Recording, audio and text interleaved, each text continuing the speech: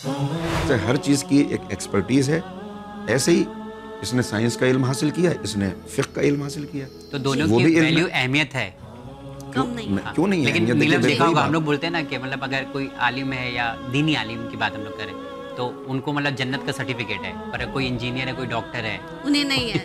तो उनको जन्नत जी। का सर्टिफिकेट हम ही लोग बोलते हैं कि आपको नहीं है। शायद साजिद ये हाँ। कहना चाह रहे हैं कि उतनी रिस्पेक्ट नहीं दी जाती। हाँ, दिस वैल्यूज मतलब इल्म की कहीं ना कहीं फर्क कर जाती है लोगों दोनों की निगाह चीज़ें हैं, ये दोनों चीज़ें आपको नज़र आ सकती हैं। अगर आप एक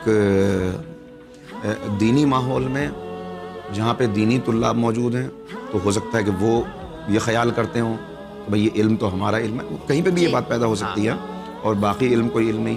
और ये भी हो सकता है कि एक मेडिकल कॉलेज के अंदर बैठकर जो डॉक्टर्स हैं वो हाँ, आपस उसकी भी में सोच डिस्कशन है। कर रहे हैं तो वो उसको कहें कि ये इल्म कोई ये इल्म नहीं इल्म है। इम्पोर्टेंट नहीं तो है। इसी बात को मैंने अर्ज़ किया